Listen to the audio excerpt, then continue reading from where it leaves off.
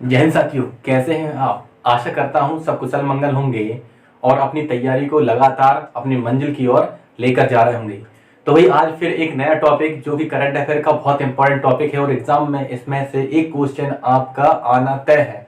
लिख लीजिए 100% एक ना एक क्वेश्चन इस टॉपिक से आपको मिलने वाला है। ठीक, तो जैसा कि आपने ऊपर तो देख ही लिया होगा कि भाई टॉपिक हमारा क्या है, नई संसद भवन या फिर हमारा न्यू पार्लियामेंट हाउस, जिसका उद्घाटन अभी हमारे आदरणीय प्रधानमंत्री श्री मोदी जी के द्वारा इसका उद्घाटन कर दिया गया। कब किया आपका यहाँ पर, तो इसका उद्घाटन हुआ है 28 मई 2023 को इसका उद्घाटन किया गया। इसके बाद बहुत से विपक्षी पार्टियों के द्वारा इस पर विभिन्न प्रकार के तंज कसे गए, है ना, विभिन्न प्रकार की टिप्पणियां की गई। लेकिन आपका यहाँ पर ये जो आपका प्रोजेक्ट तैयार हुआ है ये काफी बेहतरीन और काफी बड़ी इमारत तैयार की गई, जिसमें क्या होगा कि आने वाले समय में अगर परिसीमन होता है तो सांसदों की संख्या बढ़ने वाली है। तो यहाँ पर उनके हिसाब से सीटिंग की काफी बेहतर व्यवस्था की गई है। चलिए तो देर नहीं करते हैं, इसमें से जो भी इंपॉर्टेंट पॉइंट बनने वाले हैं सभी को हमने इस क्लास में एक ही पेज पर आपका स्टोर कर दिया है। तो आप चाहो तो इसका स्क्रीनशॉट लेके रख लेना या फिर इसी प्रकार से एक चार्ट बनाकर अपनी दीवार पर चिपका देना, जिससे कि आपको बार बार पलट पलट के पढ़ने की आवश्यकता नहीं पड़ेगी। एक बार में देखोगे और पूरा का पूरा रिवीजन हो जाया करेगा। ठीक, तो शुरुआत करते हैं। आपका यहाँ पर सबसे पहली बात तो ये होती है कि इसकी नींव कब डाली गई थी। इसकी नींव कब डाली गई, आधारशिला कब डाली गई, तो ये डाली गई थी 1 अक्टूबर 2020 को नए संसद भवन की नींव डाली गई थी। अब इस संसद भवन का डिजाइन किसके द्वारा तैयार किया गया था, तो डिजाइन जो है आपका यहाँ पर एक कंपनी है HCP कंपनी के द्वारा इसका डिजाइन तैयार किया गया था, जिसके मुख्य वास्तुकार कौन थे, विमल पटेल। ये कंपनी गुजरात की कंपनी है और इसके मुख्य वास्तुकार या फिर कह सकते हैं आपके यहाँ पर कि चीफ जो आपका यहाँ पर कौन होते हैं, आर्किटेक्चर, है ना, चीफ आर्किटेक्चर कौन थे, विमल पटेल थे। उनके द्वारा इस आपका यहाँ पर नई संसद भवन का डिजाइन तैयार किया गया है, जैसा कि आपने फोटो थंबनेल में देख लिया होगा नई संसद भवन का। ठीक, बात करते हैं इसका निर्माण किस कंपनी के द्वारा किया गया, तो हम ध्यान रखिएगा डिजाइन किया है HCP कंपनी के द्वारा, लेकिन निर्माण करने वाली कंपनी है टाटा प्रोजेक्ट लिमिटेड। किसने किया है यहाँ पर, टाटा प्रोजेक्ट लिमिटेड के द्वारा इसका निर्माण किया गया। और इसकी जो लागत है, देखो विभिन्न सोर्स में अलग अलग दिखाई जा रही है, हमने जो विकिपीडिया पर दिया है उसको सही माना है। विकिपीडिया पर दर्शाया गया है आपका कि इसकी लागत है 862 करोड़ रुपए, है ना। कितनी लागत आई है, इस प्रोजेक्ट को तैयार करने में 862 करोड़ रुपए की लागत आई है। ठीक, इसमें आपका इस प्रोजेक्ट का नाम क्या था ये भी आपका पूछा जाएगा। एक वास्तुकार का नाम बहुत इंपॉर्टेंट हो गया, निर्माण करने वाली कंपनी भी बहुत इंपॉर्टेंट हो गई, और इस प्रोजेक्ट का नाम क्या था, सेंट्रल विस्टा। क्या रखोगे आप यहाँ पर, केवल इतना रखिएगा सेंट्रल विस्टा। वैसे तो पूरा आपका नाम है सेंट्रल विस्टा पुनर्विकास परियोजना, सेंट्रल विस्टा रीडेवलपमेंट। ठीक है ना आपका यहाँ पर, तो ये आपका यहाँ पर क्या है, सेंट्रल विस्टा पुनर्विकास परियोजना, पूरी परियोजना का नाम है। ठीक है ना, तो आपके यहाँ पर याद रखिएगा। तो भाई आपके यहाँ पर क्या होगा, सेंट्रल विस्टा रीडेवलपमेंट प्रोजेक्ट, या फिर आप केवल अगर सेंट्रल विस्टा भी याद रखते हैं तो भी आपका काम हो जाएगा, एग्जाम में आना 100% तय है। पूछेगा आकार कैसा है, तो आकार कैसा है, त्रिभुजाकार है। आकार कैसा है, त्रिभुजाकार है। ठीक, इसके बाद देखिए पूछेगा उद्घाटन किसके द्वारा किया गया।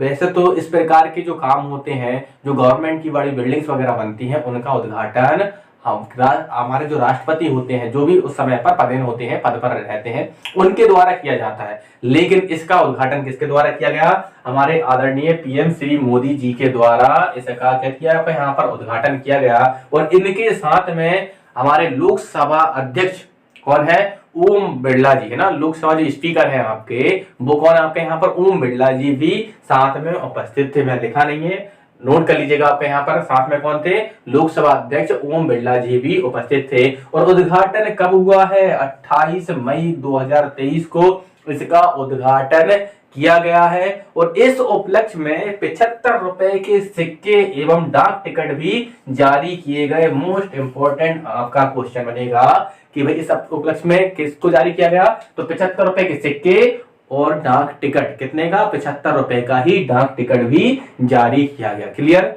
एक बार फिर से देखते हैं। नींव थी 1 अक्टूबर 2020 को। डिजाइन किसके द्वारा, एससीपी कंपनी के द्वारा। इसके मुख्य वास्तुकार कौन थे, विमल पटेल थे। निर्माण करने वाली कंपनी, देखो डिजाइन करने वाली कंपनी थी एससीपी और निर्माण करने वाली कंपनी है टाटा प्रोजेक्ट लिमिटेड।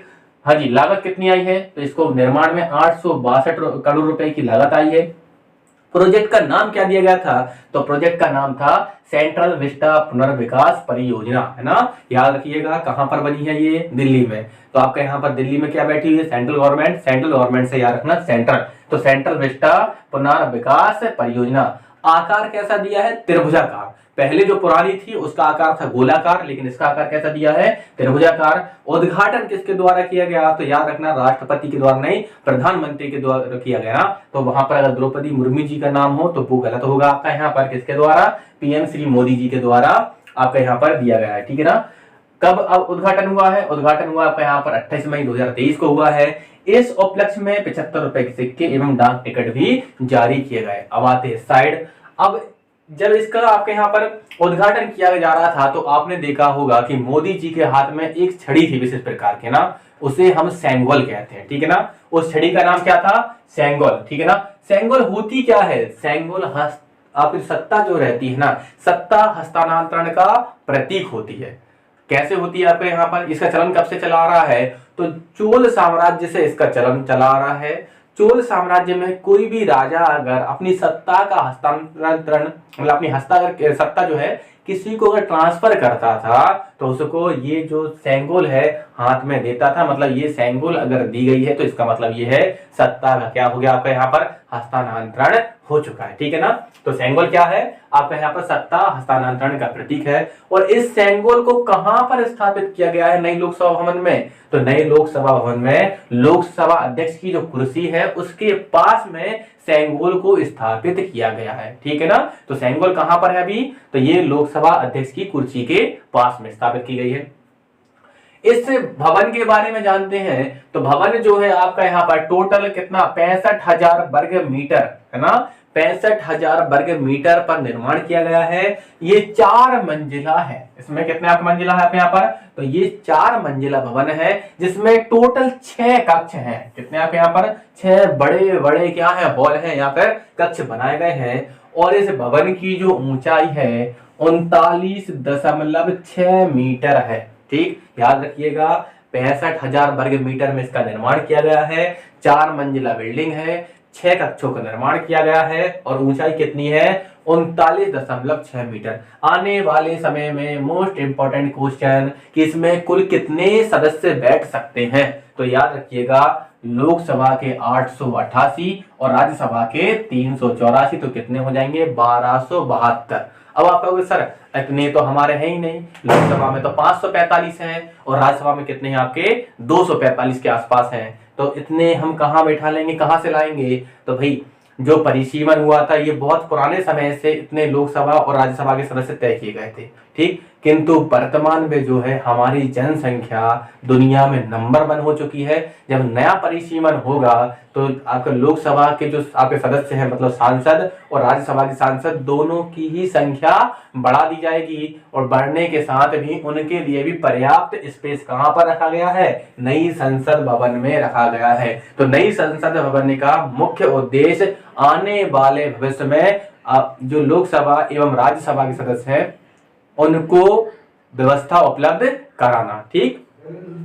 तो टोटल कितने आपके यहाँ पर लोकसभा कितने 888, राज्यसभा कितने 384, तो कुल मिलाकर कितने 1272 सदस्य इस संसद में या फिर कह सकते हमारे यहाँ पर नई संसद भवन में बैठ सकते हैं। इसमें अगर संयुक्त सत्र बुलाना हो तो इसके लिए इन्होंने क्या किया, एक साथ सभी सदस्यों को बैठा सकते हैं किसमें, केंद्रीय कक्ष में, ठीक है ना। एक केंद्रीय कक्ष का निर्माण किया गया है और ये केंद्रीय कक्ष याद रखिएगा किस लिए, आप देखो एक तो लोकसभा कक्ष है, राज्यसभा कक्ष है वो तो आपके अलग ही है, लेकिन एक केंद्रीय कक्ष अलग से बनाया गया है, जिसमें क्या होगा कि जब लोकसभा और राज्यसभा का संयुक्त सदन बुलाया जाएगा आप यहाँ पर, है ना, तो जब आप यहाँ पर क्या होगी ज्वाइंट सीटिंग होगी, तो ज्वाइंट सीटिंग कहाँ पर हो सकती है, केंद्रीय कक्ष में की जा सकती है। तो ये सारी जानकारी थी किसके बारे में, हमारे नए संसद भवन के बारे में, ठीक है ना। सेंगोल क्लियर हो गया होगा, हस्तांतरण का प्रतीक है। भवन के बारे में जानकारी दे दी है, 65,000 वर्ग मीटर और आपका यहाँ पर 4 मंजिला है और 6 कक्ष हैं आपका यहाँ पर, ऊंचाई कितनी है 39.6 मीटर है। सीटिंग कैपेसिटी लोकसभा के 828 सदस्य, राज्यसभा के 384 सदस्य, इस प्रकार कुल मिलाकर 1272 सदस्य इसमें बैठ सकते हैं, आपके यहाँ पर समाहित हो सकते हैं। और संयुक्त सत्र के लिए अलग से व्यवस्था की गई है, जो कि आपका यहाँ पर केंद्रीय कक्ष है, ठीक। अब हम पुरानी संसद के बारे में भी जानते हैं, पुरानी संसद भवन के बारे में भी कई बार क्वेश्चन आ चुका है कि पुरानी संसद भवन के वास्तुकार कौन है, पुरानी संसद भवन का आकार कैसा है। पहले तो पुरानी संसद भवन ही था आपका यहाँ पर, तो संसद भवन के वास्तुकार कौन है, आकार कैसा है, तो ये अंग्रेजों के टाइम पर निर्मित हुई थी। अंग्रेजों के टाइम पे इसके जो वास्तुकार थे वो थे एडविन लुटियंस। देखो लुटियंस ऑप्शन में हमेशा मिला है, इसके बारे में हर्बर्ट बेकर के बारे में बहुत कम लोग जानते होंगे, क्योंकि बस ये आता था लुटियंस, हम भी लुटियंस याद करते थे और देखते थे लुटियंस कहाँ लिखा हुआ है, टिक कर देते थे, ठीक। तो एडविन लुटियंस के साथ साथ एक और व्यक्ति का नाम याद रखना, हर्बर्ट बेकर, है ना। तो ये 2 व्यक्ति क्या थे, इसके वास्तुकार या फिर आर्किटेक्चर थे। भवन जो है गोलाकार है, आकार कैसा है इसका, गोलाकार, और 3 मंजिला भवन है, ठीक। और इसकी जो नींव रखी गई थी 1921 में रखी गई थी, ठीक है ना, 1921 में रखी गई थी। और तैयार कब हो गया था, ये तैयार हुआ था 1927 में, क्या हुआ था, इसका उद्घाटन कर दिया गया था, मतलब इसमें आपका यहाँ पर बिल्डिंग तैयार हो चुकी थी, इसका उपयोग होना शुरू हुआ था। इसमें सीटिंग कैपेसिटी कितनी है, तो टोटल 790 सदस्य इसमें बैठ सकते हैं, ठीक है ना। इसमें कितने व्यक्ति बैठ सकते हैं, 790। बस इतनी ही जानकारी रखिएगा। वास्तुकार एडविन लुटियंस एवं हर्बर्ट बेकर, आकार गोलाकार, 3 मंजिला है, नींव रखी गई थी 1921 और तैयार हुआ था 1927, ठीक। सेंगोल के बारे में कुछ जानकारी और छूट गई है, सुनिएगा। सेंगोल क्या होता है, सत्ता जो है वो सत्ता हस्तांतरण का प्रतीक है ना, शब्द बड़े चिपके हुए से हैं, बोलने में समस्या आ रही है ना, समझिएगा। तो सेंगोल जो है क्या है, सत्ता हस्तांतरण का प्रतीक है। चोल साम्राज्य से इसका प्रचलन चला आ रहा है। चोल साम्राज्य के समय में यदि कोई भी राजा अपने सत्ता को या फिर अपने राज्य को किसी और को सौंपता था तो ये करता था, सेंगोल को प्रतीक के रूप में देता था।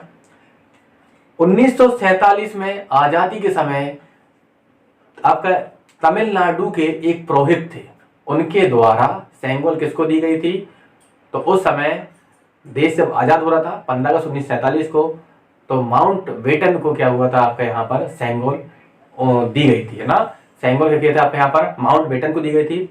और फिर 15 अगस्त 1947 के समय पर ही फिर हमारे प्रधानमंत्री चुने गए थे, कौन, जवाहरलाल नेहरू।